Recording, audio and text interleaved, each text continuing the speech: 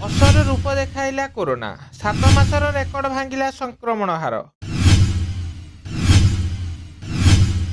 ଦେଶରେ ହୁ ହୁ ହୋଇ ମାଡ଼ି ଚାଲିଛି କୋରୋନା ମହାମାରୀ। ପୁଣି ଥରେ ପୂର୍ବ ଭଳି ଆକ୍ରାନ୍ତଙ୍କ ସଂଖ୍ୟା ଦେଶର ଭିନ୍ନ ରାଜ୍ୟରେ ବଢ଼ିବାରେ ଲାଗିଛି। ଗତ 24 ଘଣ୍ଟା ଭିତରେ ଦେଶରେ ମୋଟ 797 କୋରୋନା ଆକ୍ରାନ୍ତ ଚିହ୍ନଟ ହୋଇଛନ୍ତି। 7 ମାସ ପରେ ପ୍ରଥମ ଥର ପାଇଁ ଗୋଟିଏ ଦିନରେ ଏତେ ପରିମାଣରେ କୋରୋନା ଚିହ୍ନଟ ହୋଇଛନ୍ତି। ମେ 19 ତାରିଖ ପରେ ଦେଶରେ ଗୋଟିଏ ଦିନରେ ଆକ୍ରାନ୍ତଙ୍କ ସଂଖ୍ୟା ସର୍ବାଧିକ ରହିଛି। 7 ମାସ ପରେ ପ୍ରଥମ ଥର ଦେଶର କୋଭିଡ୍ ସଂଖ୍ୟା 800 ନିକଟତର ହୋଇଛି। ଏନେଇ କେନ୍ଦ୍ର ସ୍ୱାସ୍ଥ୍ୟ ବିଭାଗ ତରଫରୁ ସୂଚନା ଦିଆଯାଇଛି। କେନ୍ଦ୍ର ସ୍ୱାସ୍ଥ୍ୟ ଓ ପରିବାର କଲ୍ୟାଣ ମନ୍ତ୍ରାଳୟ ତରଫରୁ ଜାରି ହୋଇଥିବା ଏକ ବିଜ୍ଞପ୍ତି ପ୍ରକାଶ ପାଇଛି। ଗତ 24 ଘଣ୍ଟାରେ ଦେଶର ପ୍ରାୟ 797 ଜଣ କୋରୋନା ପଜିଟିଭ୍ ଚିହ୍ନଟ ହୋଇଛନ୍ତି। ଏହି ନୂଆ ଆକ୍ରାନ୍ତଙ୍କ ସହ ଚିକିତ୍ସାଧୀନ ଆକ୍ରାନ୍ତଙ୍କ ସଂଖ୍ୟା ମଧ୍ୟ 4091 ରହିଛି। ଏହା ବ୍ୟତୀତ ଗତ 24 ଘଣ୍ଟାରେ କୋରୋନା ଭାଇରସ ସଂକ୍ରମଣରେ 5 ଜଣଙ୍କର ମୃତ୍ୟୁ ହୋଇଥିବା ରେକର୍ଡ କରାଯାଇଛି। ମନ୍ତ୍ରାଳୟ ରିପୋର୍ଟ ଅନୁସାରେ ଆଜି ସକାଳ 8ଟା ସୁଦ୍ଧା କେରଳର 2 ଜଣ ଆକ୍ରାନ୍ତ ପ୍ରାଣ ହରାଇଥିବା ବେଳେ ମହାରାଷ୍ଟ୍ର, ପଡୁଚେରୀ ଓ ତାମିଲନାଡୁରୁ ଜଣେ ଲେଖାଏଁ କୋରୋନା ଆକ୍ରାନ୍ତରେ ମୃତ୍ୟୁବରଣ କରିଛି। ଏହା ପୂର୍ବରୁ